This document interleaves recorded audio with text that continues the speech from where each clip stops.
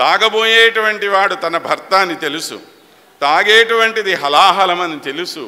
అది తాగితే ఆయన ఉంటాడో ఉండడో, ఉండకపోవటానికే ఛాన్సులు అన్నీ తెలుసు. తెలిసినప్పటికీ కూడా ఆ కాలకూట విషాన్ని తాగినందువలన ప్రజలందరికీ మేలు జరుగుతుంది అనేటువంటి ఒకే ఒక భావనతో స్వామి నువ్వు తాగవయ్యా అని చెప్పి అందే ఆ తల్లి తన మంగళసూత్రం మీద ఆమెకి ఎంత నమ్మకం అండి. ఆయనకి ఏమీ కాదని చెప్పి ఎంత దృఢ విశ్వాసం కలిగినటువంటి, అందుకే సర్వమంగళ అయినటువంటి తల్లి ఆమె అని చెప్పి అలాంటి పార్వతీదేవి యొక్క దయ వలన ఈ భగవానుడు అలా హలాహలాన్ని తీసుకొని నోట్లో వేసుకున్నాడు. ఇప్పుడు ఈ హలాహలం ఎక్కడి నుంచి ఇట్లా దిగుతోంది, దిగితే లోపలికి వెళ్తుంది. ఇప్పుడు లోపలికి వెళితే లోపల ఏమున్నాయి? సమస్త జగత్తులంతా కూడాను ఈయన కడుపులోనే కదా ఉన్నాయి. ఇప్పుడు ఆ విషం పోతే ఎక్కడికి పోవాలి? మళ్ళీ ఈ ప్రపంచం మీదే కదా పడాలి. ఆ ప్రపంచానికి తట్టుకునేటువంటి శక్తి ఉందా? లేదు కదా.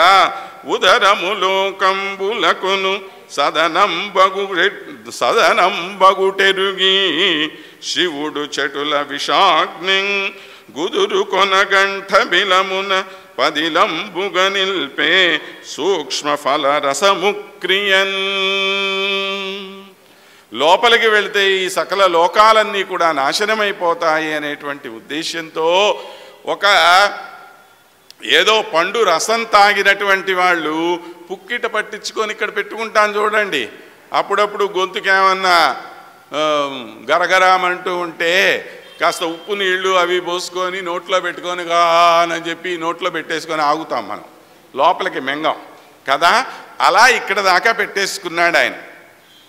అక్కడి నుంచి కిందకి పోనివ్వలే ఇంక దాన్ని. పెట్టేసేసరికి ఏమైపోయింది? ఈ విష ప్రభావంతో ఈ గొంతంతా కూడా నల్లగా అయిపోయింది. ఆనాటి నుంచి స్వామికి నీలకంఠుడు అనేటువంటి ఒక నామం సార్థకమైపోయింది. గరళకంఠుడు అనో లేదా నీలకంఠుడు అనేటువంటి పేరుతో శంకర భగవానుడు కీర్తింపబడుతూ ఉన్నాడు. అందుకే శివానంద లహరిలో స్వామిని గురించి ఓ చక్కని శ్లోకం మనకు అందిస్తుంటారు.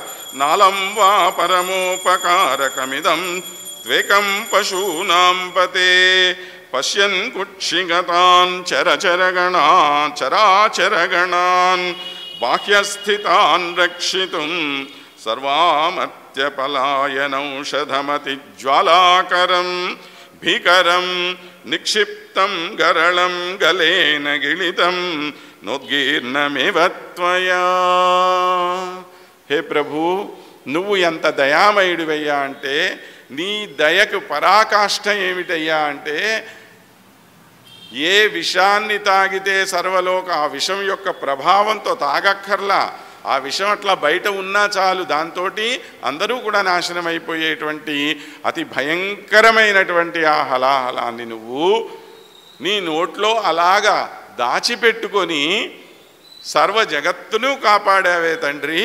ఇంతకు మించినటువంటి దయామయుడైనటువంటి వాడు మరొకడు ఉంటాడా ఈ ప్రపంచాన?